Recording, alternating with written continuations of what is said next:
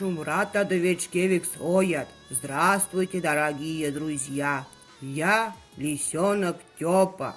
Являюсь символом города Саранска, столицы Республики Мордовии. Живу в Мордовской республиканской детской библиотеке в отделе национальной и краеведческой литературы. Мне тут нравится, потому что очень люблю читать. В нашей библиотеке очень много книг.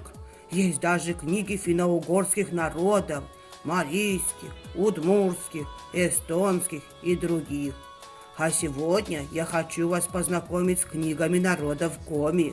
Их у нас немного, но каждая из них интересна и уникальна по-своему. Книга Александры Мишариной «Подарок Маше» на коми языке посвящена маленьким жителям Коми, любознательным и шаловливым. Ребята счастливы от того, что их окружают близкие люди, друзья, домашние питомцы и удивительная природа. В нее вошли стихи о веселом детстве и загадки. Автор любуется современным поколением, радуется их удачам и маленьким победам, и в то же время с грустинкой вспоминает свое далекое детство. В книге Валентины Ивановой «Дом дедушка» на коми-языке. В нее вошли повесть «Дом дедушка» и несколько коротких рассказов.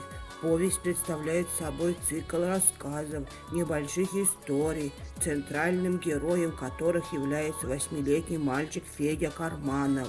Истории связаны с учебой в школе, катанием на санках, празднованием Нового года, веселыми прогулками с друзьями, дружбой с охотничьими собаками. Но в отличие от многих других детей, у Феди есть талант художника. Он не только отлично рисует, но и живо подмечает и отображает в своих рисунках сходство человека с каким-либо явлением, сказочным героем, животным или птицей. Название повести «Дом дедушка» также из фантазии маленького героя. Обладая 100-летним возрастом, родной дом видится Феде дедушкой. «Три стрелы». Коми народные сказки. В пересказе на русском Петра Столповского. «Три стрелы» завершает выпуск двухтомника сказок Коми народа в пересказе на русском языке. В обеих книгах по 50 народных сказок. Они представляют собой основное богатство этого удивительного, захватывающего жанра народного творчества, с которым знакомится читатель, не владеющий коми-языком. В своем изложении Петр Столповский сумел уловить характер коми народа, чуть лукавый, простодушный, немного самолюбивый и удивительно добрый. Нет ни одной сказки, где побеждало бы зло. Сказки коми народа учат взрослых и детей соблюдать нравственные устои предков, бороться с трудностями и верить в добро.